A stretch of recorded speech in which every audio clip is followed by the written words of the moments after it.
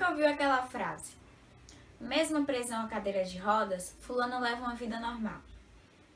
Mas como pode alguém estar preso e ainda assim ser livre?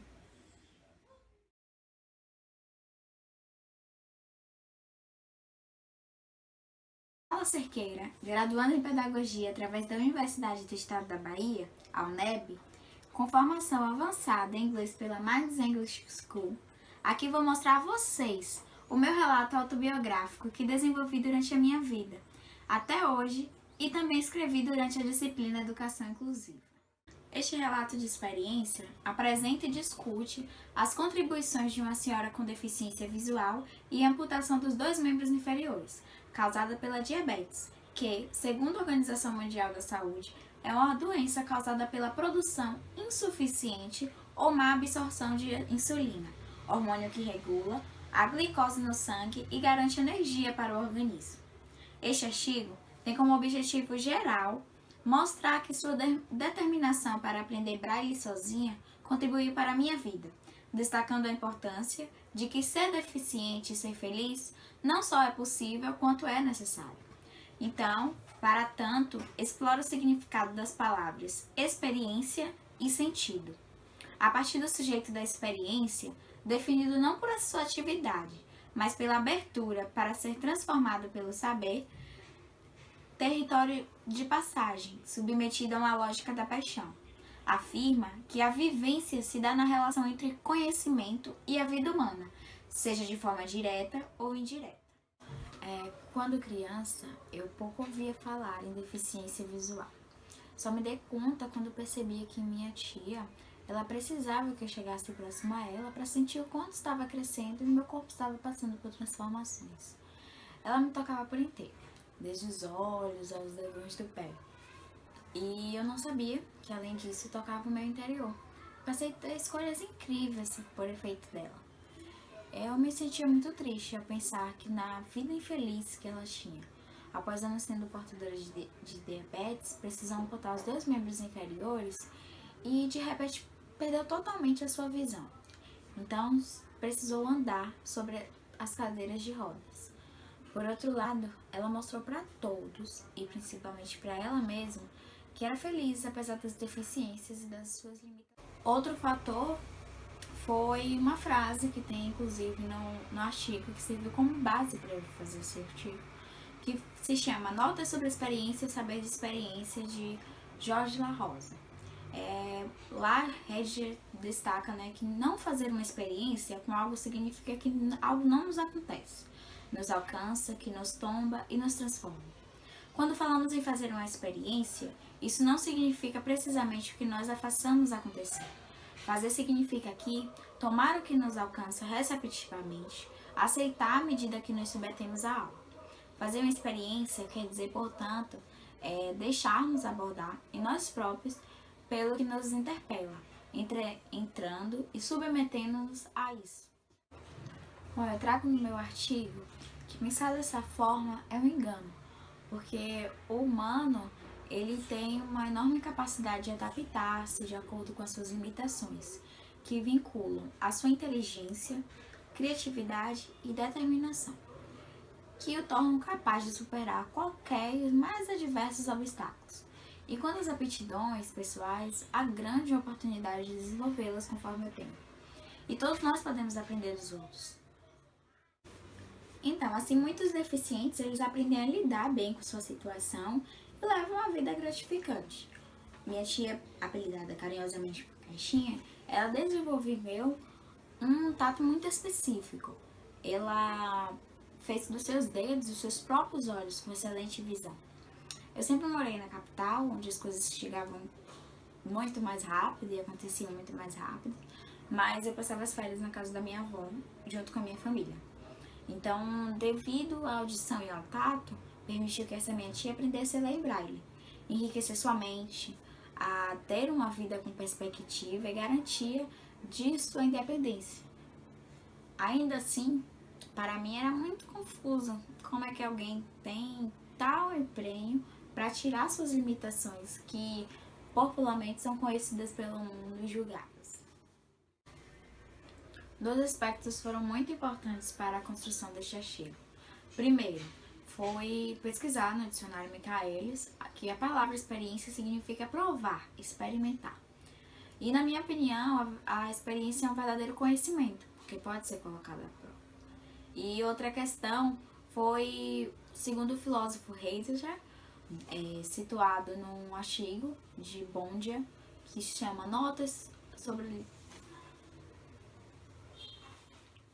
relato autobiográfico, o sujeito da experiência, eu, tem algo desse ser fascinante, que se expõe atravessando um espaço indeterminado e perigoso, mas sim buscando nele oportunidades, inclusive de crescimento.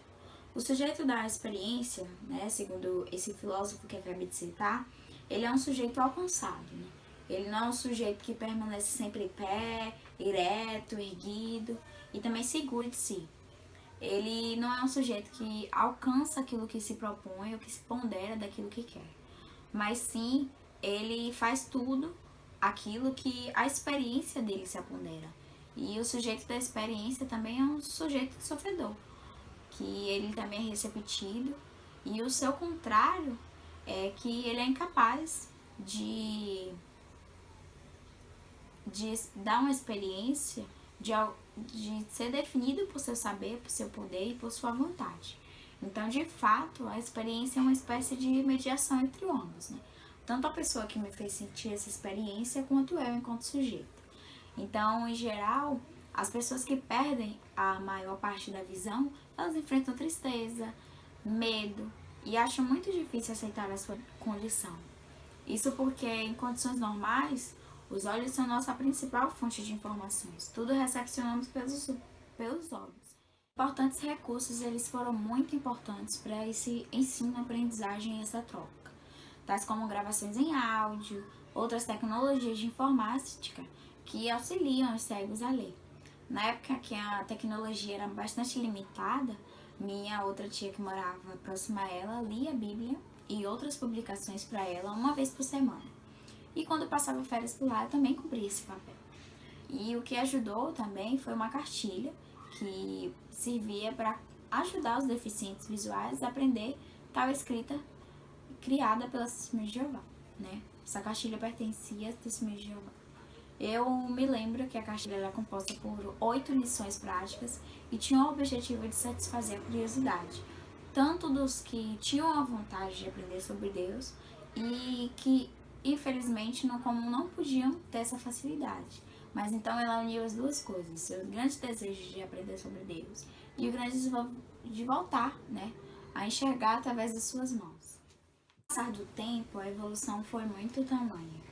Então, enquanto sujeito da experiência, eu que tirei de proveito que sua evolução foi ao grande ponto de ser capaz de identificar uma linguagem que nunca viu antes, e também passar por essa experiência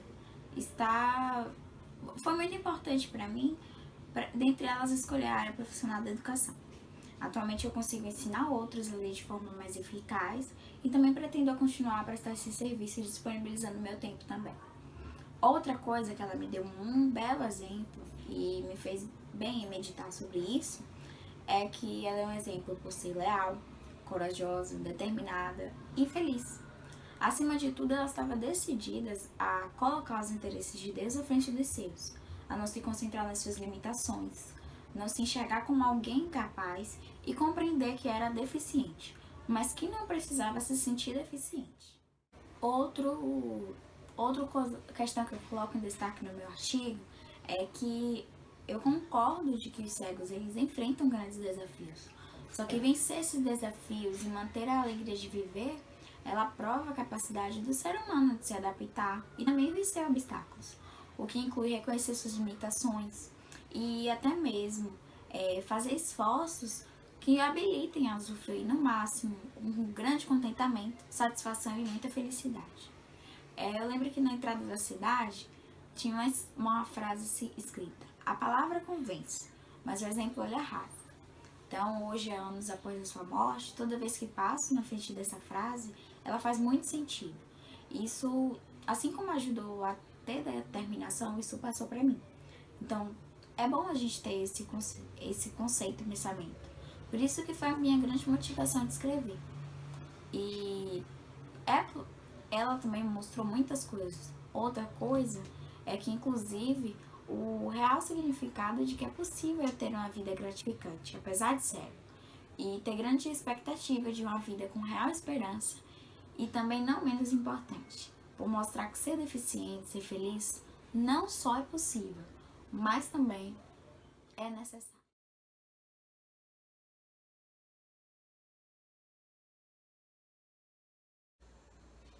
Boa tarde a todos. A Universidade do Estado da Bahia, Campus Avançado de Lauro de Freitas, apresenta o primeiro webinário Sociedade Inclusiva, Escuta, Perspectivas, Vivências e Ações. Me chamo Maria Isabel Nascimento Lima, estudante do terceiro semestre do curso de Pedagogia. Tenho como orientanda e professora Patrícia Nicolau Magres, que ministra a disciplina Educação Inclusiva e Acessibilidade.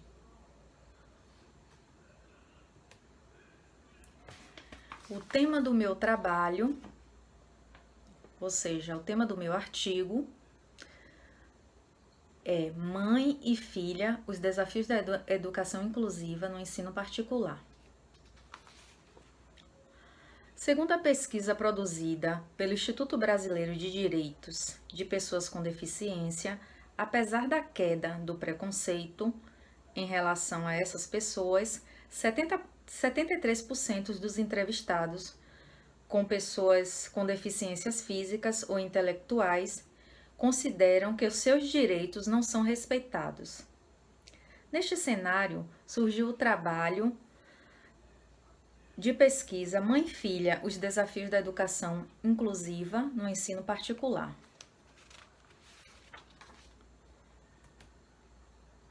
A legislação reconhece o direito à educação às pessoas com deficiência, mas ainda não oferece garantia na prática.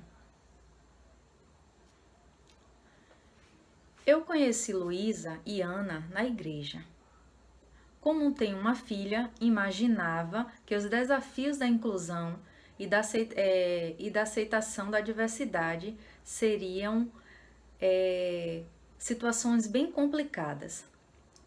Ana tem 14 anos e os demais adolescentes estranham o seu jeito de ser, principalmente os colegas da escola, mas sempre se depara com isolamento social. Luísa tem buscado suporte com neurologista, psiquiatra, psicopedagogo, psicólogo, mas não conseguiu que as escolas onde ela estudou a incluísse. E a incluísse Ana em suas aulas. Ou seja, esses professores, pelas escolas onde Ana passou, eles não pensaram em Ana no momento em que eles planejavam ou elaboravam suas aulas.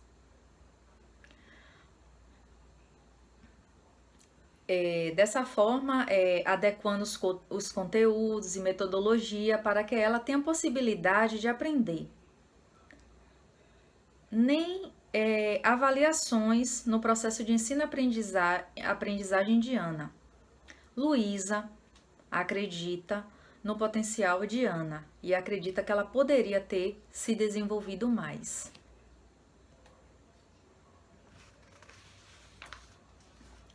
Essa realidade impacta o contexto de professores e alunos responsáveis que não se sentem contemplados no processo de ensino-aprendizagem e de qualidade para todos. O neoliberalismo baseia seus investimentos no desenvolvimento do mercado, logo, o desenvolvimento social é secundário. Assim, é muito fácil dizer que as pessoas não ascendem socialmente. São porque são preguiçosas e desinteressadas. Mas isso não é uma realidade, principalmente no caso das pessoas com deficiência ou de baixa renda. No caso, há muito esforço de Luísa e Ana, mas isso não é só e não é suficiente para a garantia social. É fundamental para a educação inclusiva que acolha o aluno, sabendo que ele é como os demais e que possui necessidades específicas. É necessário que se pense em formas de transmitir o conteúdo de modo que ele possa aprender. Finalidade do trabalho. Ele tem por objetivo geral discutir os desafios da educação inclusiva no ensino particular em Salvador, Bahia, a partir do relato da mãe, Luísa, e suas experiências de inclusão da filha Ana. Objetivos específicos: conhecer o processo de ensino-aprendizagem desde a infância e entender o contexto sociocultural. Então, é necessário que seja feito um processo de investigação, tanto na vida, de professores e educadores, pelas instituições, saber a forma como esse professor vive, quais os problemas que ele tem. Entender também o contexto dessa criança, quais as necessidades, que ela passa. Se o contexto dela tem violência, se ela sofre algum abuso, se ela passa fome, se ela tem algum problema em relação a dificuldades no aprendizado. Justificativa. À medida que a sociedade aprofunda a exclusão de pessoas com deficiência, há a culpabilização do sujeito pelo seu próprio fracasso. Esse fluxo político e pedagógico tende a deduzir a qualidade e as condições de permanência e o êxito do processo educativo.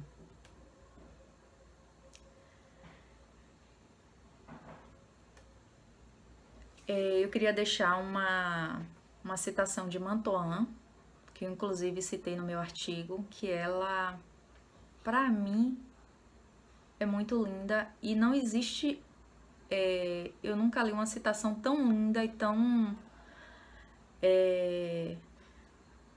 que retrate a realidade não só das pessoas que têm deficiência, mas também a realidade de pessoas que não têm deficiência.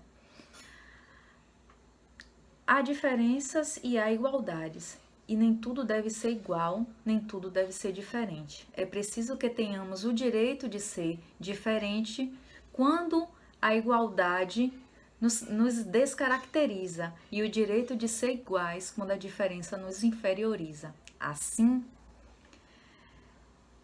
não se deve haver o discurso de que somos todos iguais, porque essa frase é válida na perspectiva da lei, mas não envolve os outros aspectos, porque na realidade somos todos diferentes e essa diferença deve ser.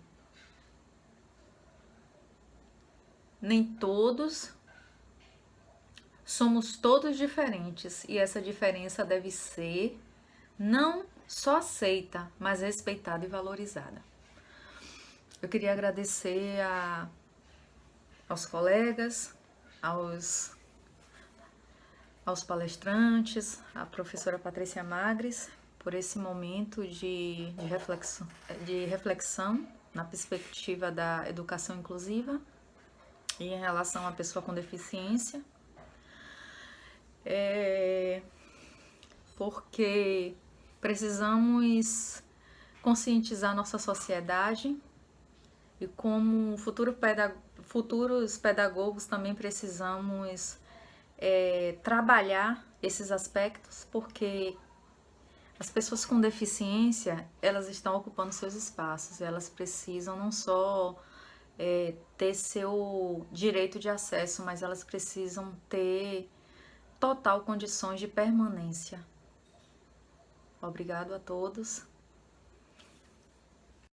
Boa tarde, meu nome é Natiele Santos, sou discente do curso de Pedagogia em Lauro de Freitas, pela Universidade do Estado da Bahia, UNEB, e hoje eu vou trazer para vocês um esboço de um artigo que é uma narrativa autobiográfica, um olhar além do impossível. A disciplina responsável por esse trabalho é a Educação Inclusiva, ministrada pela docente Patrícia Magras. Falar em educação inclusiva é entender que todo sujeito tem direito à educação. Todo mundo aprende, o processo de aprendizagem é singular. Quando eu trago essa frase nesse primeiro parágrafo, eu quero dizer que toda criança aprende de uma forma diferente. A sala de aula ele é um ambiente heterogêneo, onde cada criança tem suas peculiaridades. Uma criança aprende diferente da outra, não é o mesmo ritmo, e é assim que acontece com as crianças que possuem necessidades educativas especiais.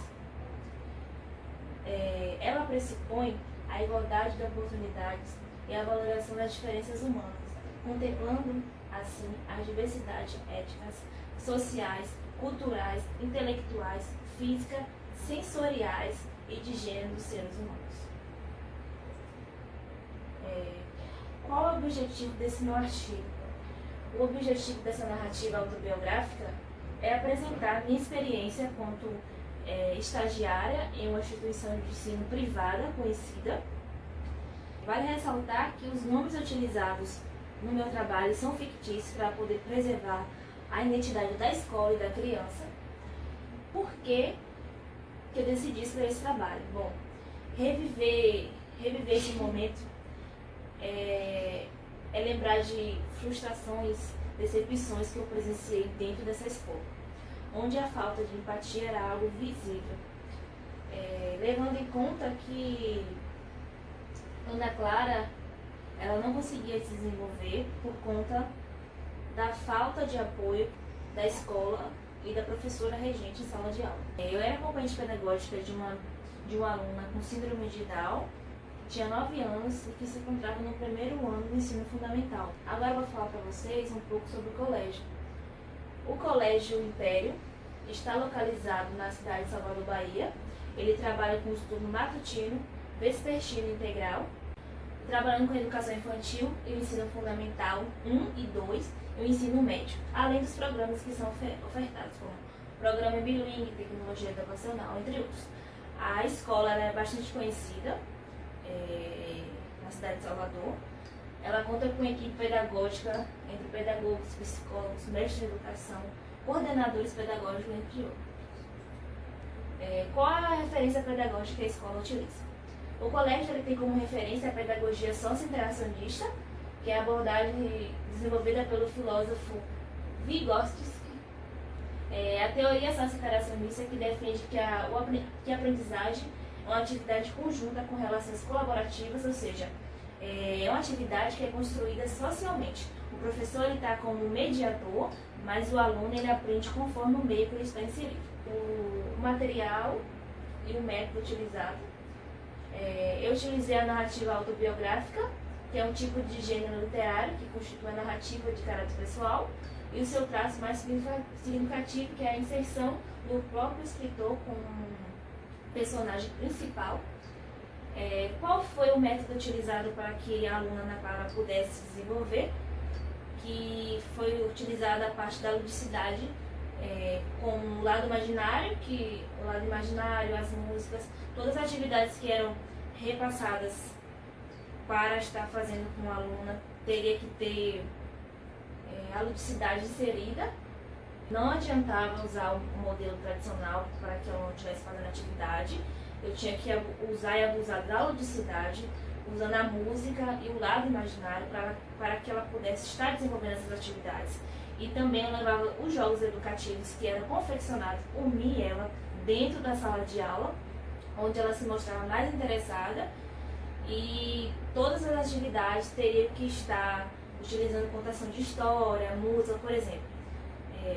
Para trabalhar as cores com a aluna Ana Clara, eu teria que estar contando alguma história, como o Chapeuzinho Vermelho, que eu ia estar trabalhando na cor, entre outros métodos. Quais foram os resultados das discussões? Deste modo, as crianças com necessidades educativas especiais necessitam de um olhar diferenciado, mas não devemos as subjugar desigual ao aluno regular. Mas, enquanto professor, é preciso entender que as adaptações das atividades são necessárias. Porém, a capacidade que o estudante possui em realizar é igual a qualquer outra criança. Portanto, exige um tempo maior. Como eu falei no começo do trabalho, toda criança aprende de forma diferente. E cabe ao professor estar adaptando essas atividades em sala de aula para que o aluno ele possa se desenvolver como outra criança. Porém, a criança com as necessidades educativas especiais, elas precisam de um esforço maior e de uma dedicação.